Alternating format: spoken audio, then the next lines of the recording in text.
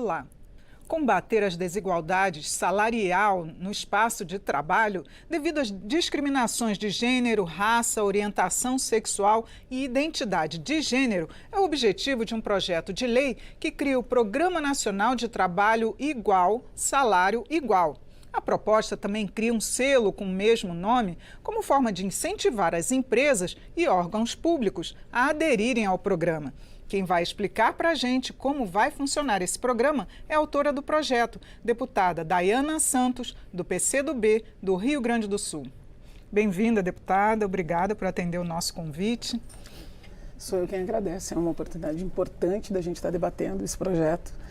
E ainda mais chegando na primeira legislatura aqui, já apresentando e mobilizando, isso é fundamental para nós. Com certeza, deputada. Agora a Presidência da República está apresentando um projeto para regulamentar, mas nós temos desde a CLT, em 1943, a previsão dessa igualdade salarial, inclusive com penalidade para quem não cumprisse, e a Constituição Federal também prevê essa igualdade salarial. Por que ainda é preciso mais projetos para garantir essa igualdade? Isso para mim é reflexo da estrutura que a gente sempre debate, que é uma estrutura extremamente pensada e executada por homens. E quando a gente debate essas questões que são da relação da desigualdade de gênero, é isso que a gente está falando.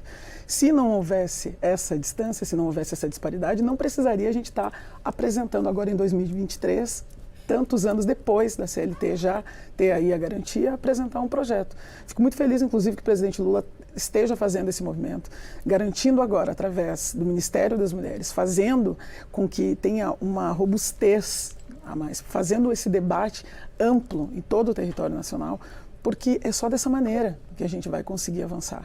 Então, fazer isso, complementar as ações que também vêm de combate a essa desigualdade de gênero, isso é fundamental. Se a gente não tem aí a emancipação das mulheres através do mercado de trabalho, a gente vê que o restante acaba sendo ainda mais vulnerabilizado.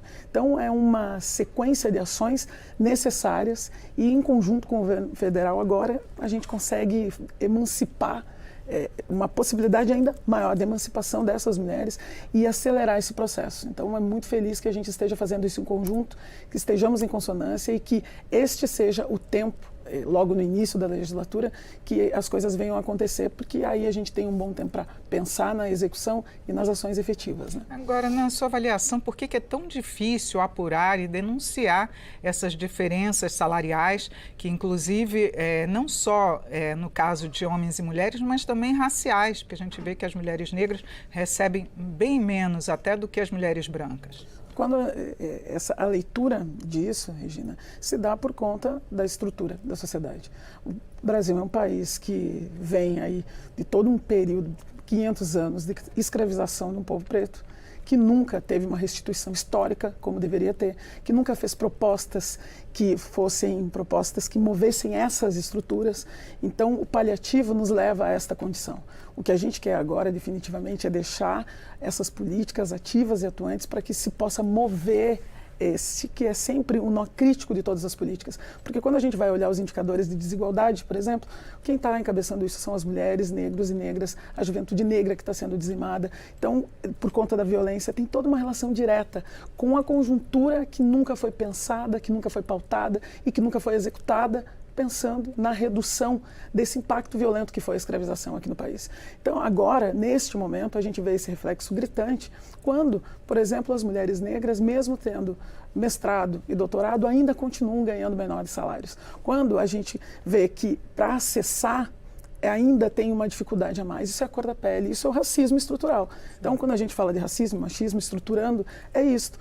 E também a gente precisa ter sempre aí no nosso horizonte essa relação de gênero, raça e classe, porque isso é o que molda a desigualdade nesse país. A gente não está aqui querendo pautar questões que são aleatórias. Se nós pegarmos os indicadores, aí o próprio IBGE cansa de repassar esses indicadores para a gente olha, avalia e o que se faz com isso. Nós queremos saber das ações efetivas para a redução dessas desigualdades, para a emancipação dessas mulheres, principalmente as mulheres negras, para que a gente possa ter aí um desenvolvimento social e econômico que venha a se adequar a um novo momento, a um novo período onde agora inclusive essa casa recebe mulheres negras como parlamentares. Então, num número mais expressivo. Então, isso é parte da política que a gente executa, que acredita e que sabe que o impacto dela nesses que são os lugares de maiores vulnerabilidades vai ser assim fundamental para que a gente vá fazer o crescimento e desenvolvimento econômico desse país. É isso. Deputada, e como é que vai funcionar esse programa? De que forma que realmente vai incentivar para que o trabalho igual tenha um salário igual? O incentivo é justamente a punição. Porque se essas empresas elas não cumprem a lei, elas vão ter que pagar por isso. É justamente esse o ponto crucial. Porque, em definitiva, a gente tem visto. Se já tem na CLT, se já está aí, se já existe na Constituição, por que até hoje não é executado? Então, a gente precisa movimentar de outra forma. Porque isso, e me atrevo aqui a te dizer que a reforma trabalhista, para nós mulheres negras, ela teve um peso ainda maior, porque aí a terceirização é a precarização dos vínculos de trabalho que levam a essa desigualdade ainda maior. A gente precisa falar sobre isso.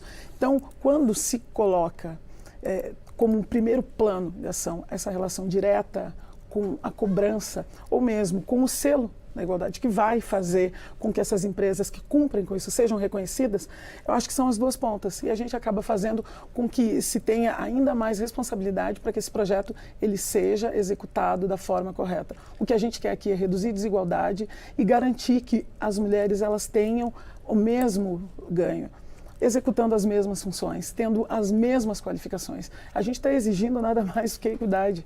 É isso, a igualdade de gênero propõe que a gente faça esse debate mais amplo. A igualdade salarial emancipa as mulheres, reduz violência e aí a gente com certeza vai ter uma sociedade melhor para todo mundo. E que tipo de punição vai estar previsto? Esse é um valor efetivo que ainda está estruturado, mas é um valor de multa, porque é isso que tem que ter. Eu acho que tem que ser cobrado, pesar no bolso. Tem que pesar no bolso, porque às vezes é a única maneira, Regina, que se tem de se reconhecer que está tendo. E ainda assim a gente vê casos, e até falo para ti aí, nos últimos dias em que nós vimos o Rio Grande do Sul, por exemplo, teve aí, nos últimos dias, o resgate de mais de 200 trabalhadores que estavam em condições análogas à escravidão. Se não fosse o peso no bolso, talvez a gente não tivesse aí um reflexo mais organizado do quanto isso é complexo, né? Porque a gente está falando da desigualdade que faz com que as pessoas aceitem, por vezes, essa como a única forma. Sim, se penalizar. colocando. Então, a gente precisa penalizar, precisa criar uma relação direta com isso. E, dando o exemplo do Rio Grande do Sul, ainda foi pago e a empresa não aceitou, por exemplo, o TAC. Ainda assim, a gente precisa reorganizar a forma de como vai fazer essa penalização, essa punição, porque não dá para relativizar algo que é tão sério.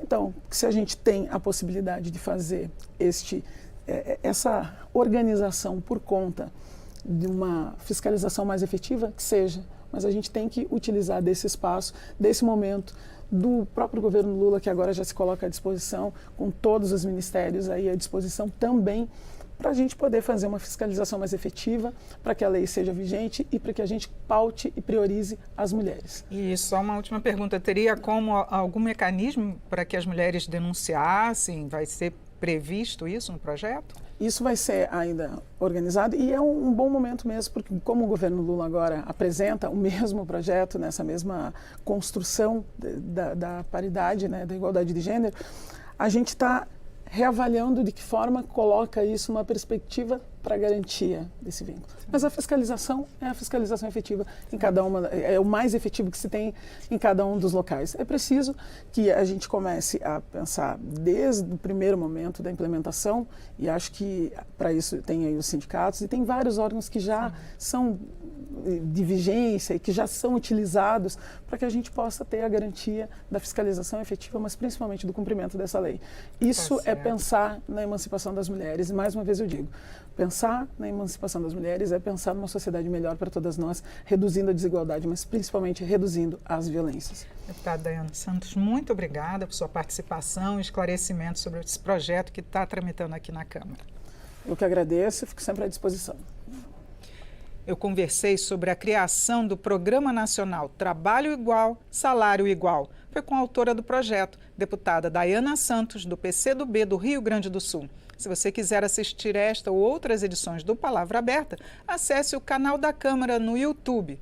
Eu sou Regina Assunção, agradeço a sua audiência. Até a próxima.